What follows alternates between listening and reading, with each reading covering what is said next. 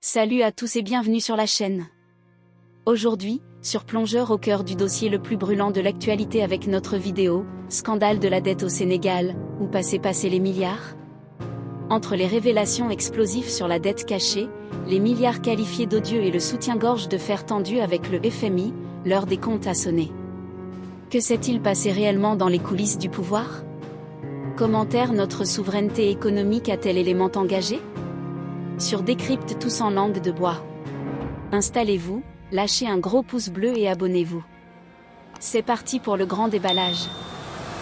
Situation dette ou pas position leer na ni ki keroog parce que mi wax le plus important c'est que ce sera mis sur la table maanaam loolee dañ ci jot si dana tegu ci kaw table jëm ci mbir mi ñi bëri ñoo doon posé wu la question li nga xam ne moom moo di Ousmane Sonko parce que xam ne FMI jamono ji mi ngi fii au Sénégal ngir ñu def yeneen renégociation xool naka la ñuy def ba signé ak ñoom mais restructuration dette ba nga xam ne Ousmane Sonko da ko doon bañ tey jii même bu fekkee am na ñenn ñu doon bu demee à l'Assemblée nationale dañ ko saytu parce que waxoon na lépp li nga xam ne loru askan bi moomee du si ànd moom la si opposé. Ousmane Sonko waxoon na ci Assemblée nationale le 22 mai c'était la deuxième fois mu koy rappelé la situation économique actuelle wàññi nañu les denrées de première nécessité bëgguñu augmentation même dans d'autres pays bu fekkente ne am nañu sax oto yoo xamante ni interdit nañu leen les circulations pour maintenir le stock de carburant et maintenir le fonctionnement l'essentiel de la nation ñoom ils ont maintenu toujours les prix boo xamante ni wàññoon na ko loolu lañ maintenir waaye nag préparer Sénégalais yi tant que la guerre au Moyen-Orient mu nga continuer il ne faut rien exclure mais duñu ko def nag si suñu tiraay bakken dinañ koy def en fonction de l'intérêt national bu fekkee ne situation ni dem na ba moo ko imposer ñu daal koo adapté mais on va tenir on va résister te encore démb aussi ci interview bi maintenir na les mêmes propos à l'heure actuelle augmentation mënuñu koo bañ parce que la guerre là bëgg na koy fële ba léegi kenn xamagul la situation même bu fekkente ni au dernier nouvelle on nous annonce que une signature de paix boo xamante ni accord de paix qui mën na nekk dans les 72 heures espérons que ça va aboutir ñeneen ñi commencé nag les ennemis de la paix commencé di titrer ni c'est aux grandes dames comment ça s'appelle au grand malheur de l'autre là nu tudd kii di Netanyahou kooku tamit di annoncé ni il va rester ces militaires vont rester au Liban en Syrie ak au niveau de la bande de Gaza tant qu'ils le souhaiteront donc du coup il faut que ça bu ñu indi une dynamique de paix ñeneen ñi indi benn contre-feu boo xamante ni dina daal di bloquer lépp donc du coup moom nee na d'accord bu fekkee ne augmentation dina am moom nekk na exécutif nekk na premier ministre malgré ses faibles pouvoirs mais bu amee tamit dinañ ko mën a seetu bu baax a baax xam ne lii dafa jaar yoon lii jaarul yoon nañu dégluwaat l'interview de Abdou Diouf ñu ngi ko ne li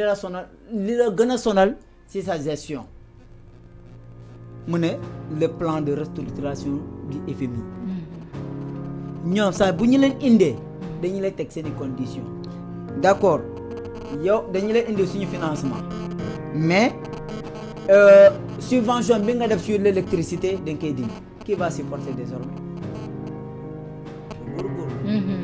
subvention bi ngay def sur importation du riz dañ koy dindi qui va supporter le reste le góorgóorlu subvention ñoom dañu lay tegal ces conditions que ba sa population dem di souffrir ñu jàkkaarloo ak yow comme la technique des terroristes il faut bloquer les voies d'approvisionnement du Mali pour que li xamante ni moom moo jëm ci cette dette là ñu di jëm ci l'approvisionnement population bi lépp ñu soxla ci ressources ñu bañ koo am après pour ñu révolter contre la junte militaire bi nekk au pouvoir te dañu la assifier pour que yow nga mën a fonctionner sa population bi wane la ginnaaw lan moo légitimer la troisième candidature de Alassane Dramane Ouattara en Côte d'Ivoire dañoo ne parce que la population n'est pas sortie. La population est d'accord à propos de la France donc yow si la population est contre bu ñu defee loolu ñu ne d'accord ils sont incapables de gérer donc du coup ñu indi après ñu indi benn technique boo xamante ni yow les gens vont tourner le dos contre la population pour ñu indi benn chaos wala benn instabilité politique boo xamante ni mën na am. Donc du coup loolu moo tax mu ne la restructuration sauvage duñ ko nangu. mënoo yor sa pays di fonctionner malgré les difficultés. Les gilets jaunes, c'est une manifestation, on se rappelle de ça. Non à la prolongation de âge de retraite. On a vu ça. Mais on a l'autre qui France. Mais ban pays moo ci dugal loxo ban pays moo leen imposer seen difficultés. Non. Pourquoi il veut à tout bout de champ imposer tout aux autres pays. L'intérêt du Sénégal moom la ñu war a xool. L'intérêt des pays d'Afrique, les dirigeants d'Afrique nañu xool. Et actuellement ni Sénégal méttee góorgóorlu di góorgóorlu bu baax lu mu ciy génnee suñu bëggee def restructuration yenn prix yi mu daal di flammer loolu aussi askan wi wax dëgg yàlla du ko mën a di supporter. J'espère que le président ne va pas. Et espérons bien que li ñuy bañ lu doon Ousmane Sonko doon bañ boobu ba tey ñu wëyal ko itam parce que àla amee loo quand même peut-être xelam màcc na bu baax si wàllum koom-koom waaye itam du ko amaana xam na la situation bi nga xam ne moom la Sénégalais yi di wax am nañ yaakaar si moom pour le moment amaana peut-être luñ ci ragal mu bañ am. Commissaire bës bouton. dafa ne bës bouton la tàkkal bësal mu tàkk bësal mu fay. Mais j'espère leur divertissement. day tooñ. J'espère que le président ne va pas tomber dans le piège de ces puissances-là qui n'ont pas d'amis. Seen intérêt la ñuy xool seen intérêt rek la ñuy xool. dañoo topp seen intérêt bañ a déglu Afrique. ba tey jii ne africain ne leen ça suffit. Les Ivoiriens disent quand la douleur s'interroge, quand la torture interroge, la douleur répond. boo dooree nit ki bu demee ba mënutul. day yuuxu de. day yuuxu. Sénégalais ne la qui dit le chat on l'appelle comment encore le chat waaw. nu ñu koy woowee ci wolof. muus boo ko dóoree nga sës ko ci miir bi. dalee songu de. Apple boo ko laajee muus duñ koy waxee si olof da nga ko bëgg a tooñ quand même wax dëgg yàlla. dama lay booleeg mbokk internet yi xam ngeen li tooñ la. waaw mooy su ma laajee saa duñ koy waxee si olof. xanaa dafa maa bëgg a tooñ laaj ma ko si pël ma wax la mais. wala géej paara nga koy laaj. non lépp daa bëgg ñëpp comprendre rek. maintenant ñoom. bu ñu leen toppee ci seen bëgg-bëgg. tous les pays d'Afrique sont en difficulté. te lenn kese la ñu mën utiliser seeni canaux. pour déstabiliser. Burkina Faso lan moo tax ñu génne France 24 RFI TV5. pareil pour le Niger pareil pour le Mali. Ils font des résultats extraordinaires mais duñu wax loolu de ñii dañuy utiliser des civils ñii dañuy def lii ñii dañuy def lii contrefaçon la ñuy indi. pour que ñoom ñu def propagande pour wane ni. ñii ils sont incapables de se gérer. ils sont incapables de gouverner. le FMI tax na benn conséquence kese la ñu am par rapport au blocage bu ñu am nii. FMI tax na FMI ak Banque mondiale avec ses missions à ne pas finir tax na ñoo amoon engagement ñi jëloon engagement d'investir au Sénégal ñu réticent toog ko croiser les bras. ñu ne fii nag seen destination wóorugul. on sait jamais. ñu ne Ousmane Sonko n'est pas flexible. xëy na bu ñu ko séparer avec le président il va comprendre. dem na Kenya mu ne je vais prendre le dossier du FMI en main. Une semaine après limoger le premier ministre. le meilleur premier ministre. lan la ñu FMI def man ni la moom fay fi la ma fekk man nañ ko seen fonctionnaire. mais lu mel noonu yàlla buñ ko gisati ci Sénégal jamonoy Abdou Diouf. lii Diomaye bañ. ak Ousmane Sonko Abdou Diouf daf ko nangu woon en 94. mooy plan Sakho. plan de structuration structurelle. d'ajustement structurel ajustement structurel. bi fi amoon en 94. da ngay dem di fayoo salaire bi am na ñaata % la ñu waxoon moom la ñuy réduire ci salaire mais boo doon am par exemple 100 000 francs ñu tagg la 40 000 francs wala 35 000 ci salaire ci jamono boobu. mais nit ñëpp a yuuxu ñi mu fekkoon ñu nekk pré bancaire ay enseignants mujj gi. boo demee ci fond de pouvoir enseignant militaire gendarme policier ngay fekk ñu rang fonctionnaire yi ak ñoom rek. ñu mujj gi maison bukkimaan yëpp ubbi fonctionnaire yi mujj gi ñu jékki-jékki ubbi def li ñuy wax IRPP ñii di def ay bukki. ëlbatiku parce que il pouvait plus supporter ñu dugal benn papier de def départ volontaire. attention.